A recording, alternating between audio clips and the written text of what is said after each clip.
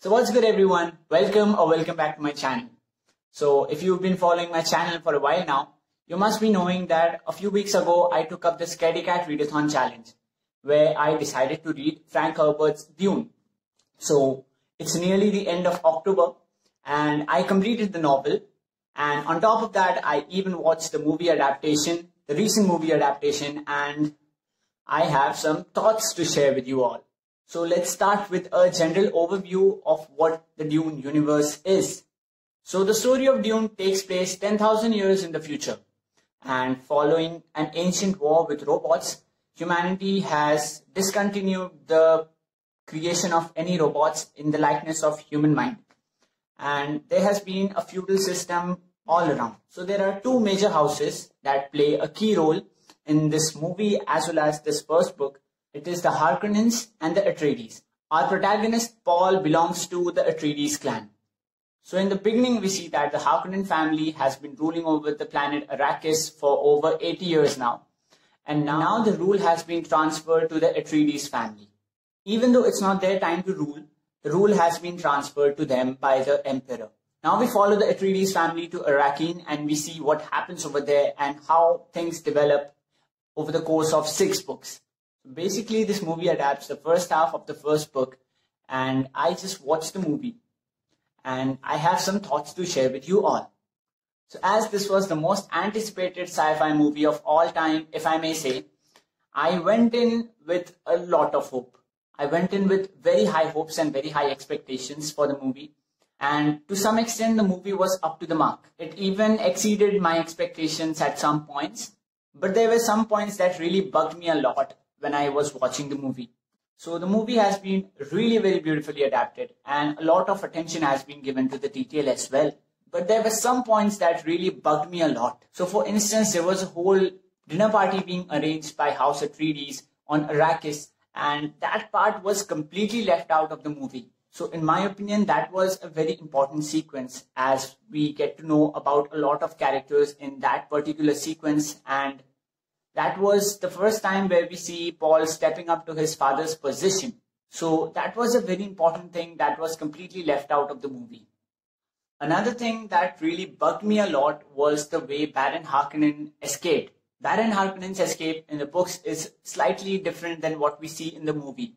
And that was something that really bugged me, like, why did you do this? You could have done what was in the book, what was in the source material, but they chose to take a different route. So that's completely up to them. Also, here's a major spoiler, so if you wish to skip this part, you can find the timestamp in the description below.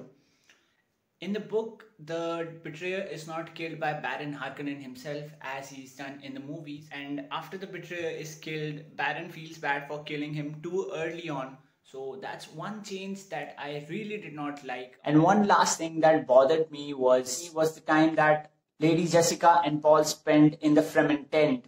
That part was something really very important.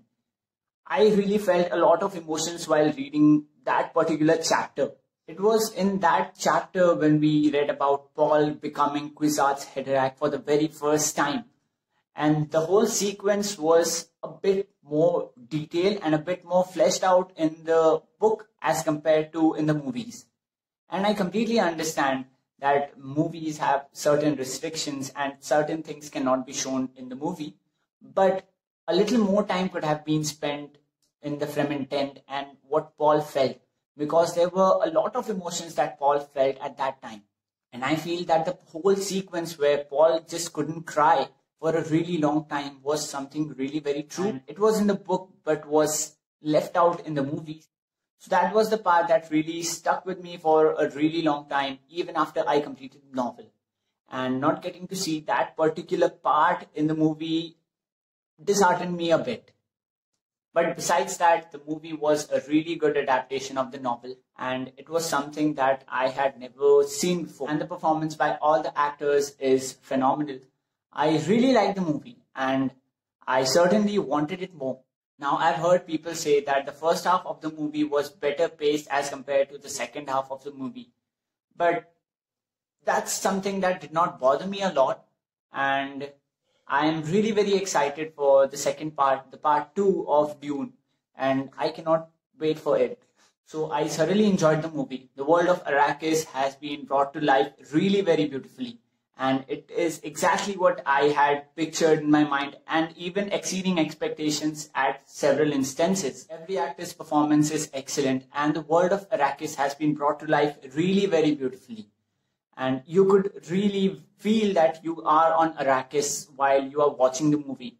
So if you have watched the movie, what were your thoughts? Do let me know in the comment section. And if you have read the book as well, you're welcome to comment anything that you liked about the book and what are your thoughts on movie to book comparison. I would love to hear about all of that. So that's it for today's video. Don't forget to drop a like and subscribe to the channel if you haven't already. And I'll see you all in the next one. Bye-bye.